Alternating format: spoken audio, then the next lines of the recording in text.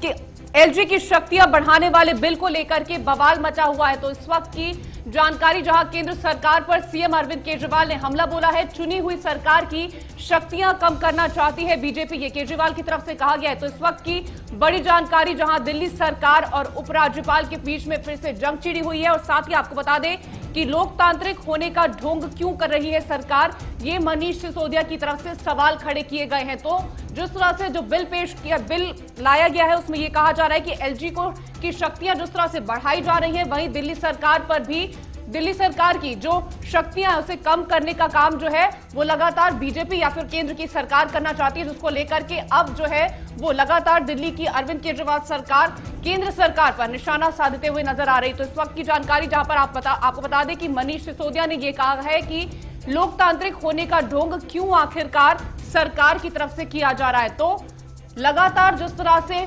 बात अगर करी जाए, दिल्ली सरकार और उपराज्यपाल के बीच में जंग छिड़ी हुई है। पहले भी ऐसे कई सारे मुद्दे आ चुके हैं जिनको लेकर के उपराज्यपाल और दिल्ली सरकार के बीच में जंग छिड़ती हुई दिखाई दी है। लेकिन अब एक बार फिर से एलजी की शक्तियां बढ़ाने वाले बिल को लेकर के बवाल जो है वो अब दिल्ली सरकार और उपराज्यपाल के बीच में देखने को मिल रहा है, जहां दिल्ली सरकार ने निशाना साधा है। क्या कुछ मनीष सिसोदिया की तरफ से कहा गया है, वो आपको सुनवाते हैं। और इस बिल में लिखा हुआ है कि दिल्ली सरकार, मतलब इस बिल के लागू होने के बाद दिल्ली सरकार का मतलब होगा लेफ्टिनेंट गवर्नर।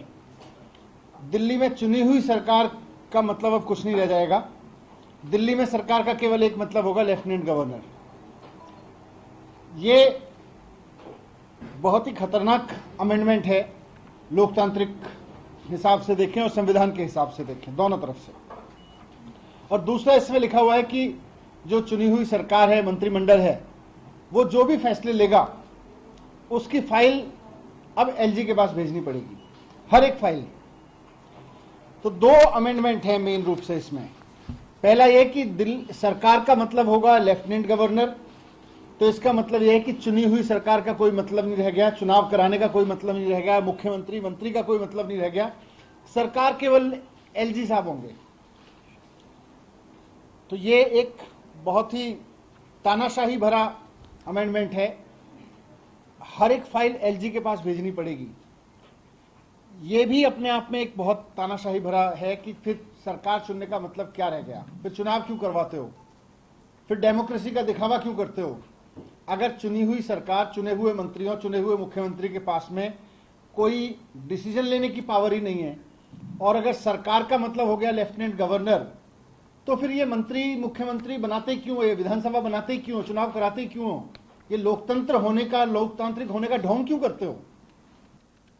तो आपको ग्राफिक्स के जरिए समझाएंगे कि आखिर क्या कुछ वो पूरा बवाल है जिसकी वजह से अब दिल्ली सरकार और उपराज्यपाल के बीच जंग छिड़ गई है। तो आपको बता दें, राष्ट्रीय राजधानी दिल्ली क्षेत्र दिल्ली 1991 के कानून में 3 बड़े बदलाव किए गए हैं, जहां केंद्र सरकार के इस बिल के तहत एलजी को अतिरिक्त शक्तियां मिल सकती हैं। तो क्या नया संशोधन है वो आप तक पहुंचा रहे जानकारी। इसमें विधानसभा से कुछ मामलों में दिल्ली सरकार को उपराज्यपाल की मंजूरी लेनी होगी। साथ ही संशोधनों के हिसाब से दिल्ली सरकार को विधायिका से जुड़े फैसलों पर एलजी से 15 दिन पहले इजाजत लेनी होगी। और साथ बता दें कि वहीं दिल्ली सरकार को प्रशासनिक फैसलों पर करीब 7 दिन पहले मंजूरी लेनी होगी। तो जो संशोधन किया गया है उसके तहत जो कहा जा रहा है कि अब दिल्ली सरकार को फैसले लेने से पहले एलजी से परमिशन लेनी होगी, एलजी को उस बारे में जानकारी देनी होगी। और साथ ही जिस तरह से ये सारे संशोधन जो है वो किए जा रहे हैं, इसको लेकर के दिल्ली सरकार और उपराज्यपाल के बीच में लगातार अबरार जिस तरह से देखने को मिल रही है। और लगातार इसी बात को लेकर के जो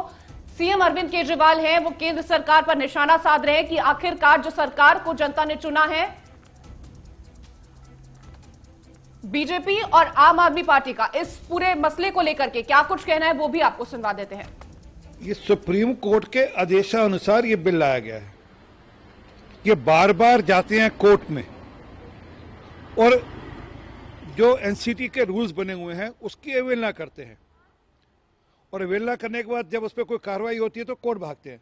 तो ये एक बार हमेशा के लिए ये फैसला हो जाए और इसकी चिंता हो जाए कि अब एलजी की क्या पावर्स हैं और मुख्यमंत्री की क्या पावर हैं, इसका फैसला हो जाए।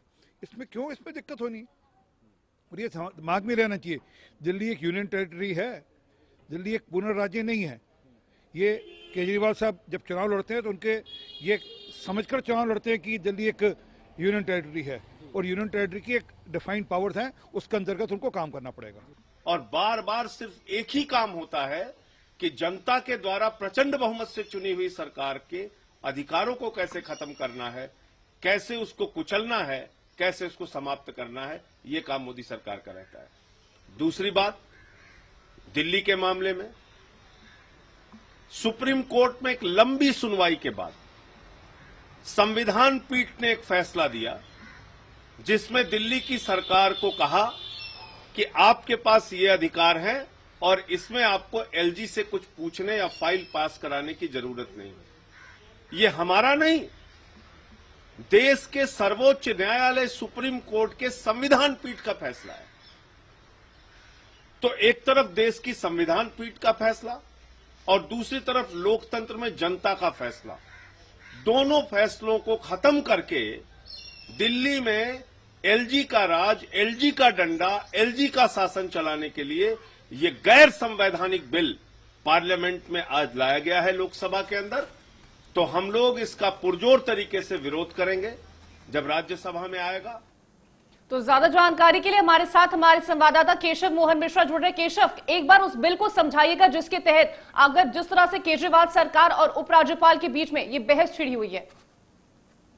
देखिए, लोकसभा में एक संशोधन विधेयक पास हुआ है। इसके माध्यम से अब जितनी भी शक्तियां हैं वो उपराज्यपाल के निहित होंगी। दिल्ली पूर्ण राज्य नहीं है, दिल्ली में केंद्रीय राज्य रहता है और उपराज्यपाल यहाँ के सारे फैसलों में जो है समन्वय बनाता है। लेकिन अब जो लोकसभा में बिल पास हुआ है, इसमें अब सारे नियम, अगर कोई भी नियम दिल्ली सरकार लेकर आएगी या कोई भी ऐसा कानून दिल्ली सरकार लेकर आएगी तो उसे उससे पहले उपराज्यपाल की अनुमति लेनी पड़ेगी। उसके बाद ही कोई बिल जो है विधानसभा में पास किया जाएगा, क्योंकि विधानसभा में कोई भी बिल अगर राज्यपाल के उपराज्यपाल के बिना अनुमति के पास किया जाएगा तो उसकी स्वीकृति नहीं मिलेगी। हर बिल की, हर जानकारी की जो है पुष्टि के लिए लगातार उपराज्यपाल को फाइलें दिल्ली सरकार के द्वारा भेजी जाएंगी। इसको जब ये कल लोकसभा में पास हुआ, इसके बाद से लगातार चाहे कांग्रेस पार्टी हो, दिल्ली कांग्रेस पार्टी भी इसका विरोध कर रही है और उसके बाद से लगातार मुख्यमंत्री अरविंद केजरीवाल ने भी ट्वीट करके विरोध किया और स्वयं जो है मनीष सिसोदिया भी इसका विरोध कर रहे हैं। उनका ये कहना है कि जब एलजी को ही सारे शासन दे देने, एलजी को ही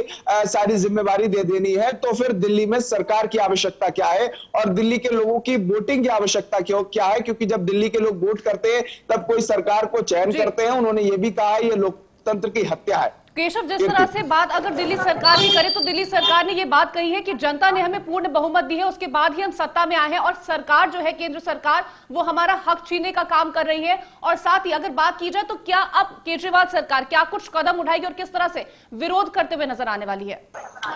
देखिए, आपको बता दें कि केजरीवाल सरकार के जो तमाम मंत्री हैं, बड़े नेता हैं, वो लगातार इसको लेकर अपनी बयानबाजी कर रहे हैं और इसका विरोध भी करते हुए नजर आ रहे हैं, क्योंकि यह बिल बेहद अहम तब हो जाता है जब कोई सरकार दिल्ली में शासन करना चाहती है और वो सरकार जो उपराज्यपाल यही सोच रहे हैं कि उपराज्यपाल जो है वो भारतीय जनता पार्टी के इशारे पर चलेगा। शायद यही बड़ी वजह है कि दिल्ली सरकार जब से इस बारे में दिल्ली सरकार को अवगत हुआ है तब से दिल्ली सरकार के भीतर खेमे में लगातार हलचल है। अब इसको लेकर धरना प्रदर्शन करने में माहिर दिल्ली सरकार कहां पे प्रदर्शन करती है, राजघाट में प्रदर्शन करती है, अन्य जगह पर प्रदर्शन करती नजर आती है। लेकिन हालांकि अब दिल्ली में राजनीति खूब होगी और इस पर जो तमाम पार्टियां हैं, कांग्रेस पार्टी है, कल उन्होंने भी प्रेस कॉन्फ्रेंस करके इस पर तंज कसा है, आम आदमी पार्टी भी इसका विरोध करती नजर आ रही है और साफ तौर पर लगातार इस खबरों से अपडेट रहने के लिए हमारे चैनल को जरूर सब्सक्राइब करें और साथ ही बेल आइकॉन जरूर दबाएं।